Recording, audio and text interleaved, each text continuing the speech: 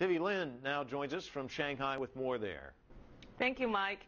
Canada's rejection of the Petronas bid raised fresh doubts about the country's willingness to accept foreign investment, especially in the energy sector. And you're right about it. Now, all eyes are on the CNOOC-Nexen deal, which is even more high profile. The PMI flash numbers were just released minutes ago. Vivi Lin is in Shanghai with more. Hi, Vivi. Hello, Phil. Yes, the headline reading of the flash PMI standing at 50.4 in November. That's a 13-month high. That is compared to the reading of 49.1 for October.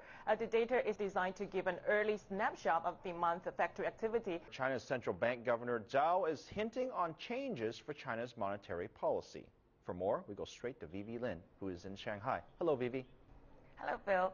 The central bank governor Zhou Xiaochuan gave us some directions to China's future monetary policies over the weekend. One message loud and clear is that inflation will remain a long-term risk for the PBOC, especially at a time when the Chinese economy is making a transition and deeper financial reforms are taking place. The current concerns are the government's drive to prop up growth could again lead to economic overheating. And also, one of the top risk events this week was the unveiling of China's new leadership team.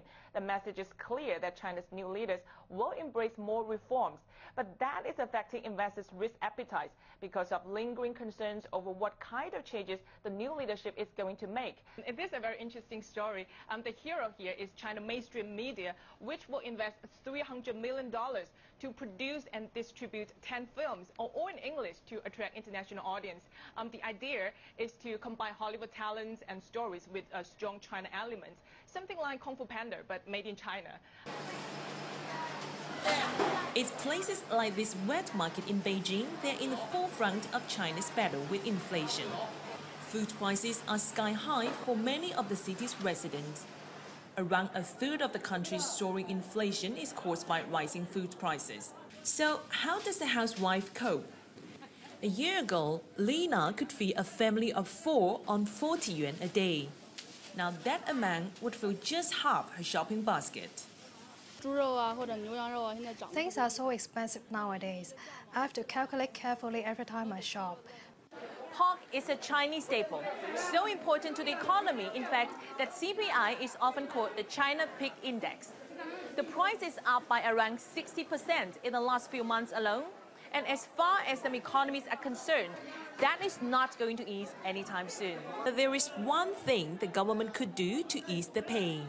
They want to set up a system in China to cover more people, more low-income households, and link their subsidies to inflation. So inflation goes up, the low-income households get more subsidies.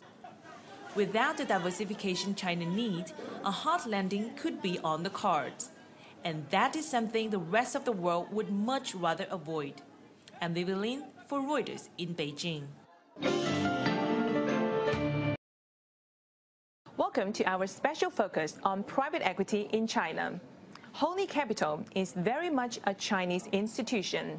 One of its biggest investors is the country's Social Security Fund, and it targets state-owned enterprises.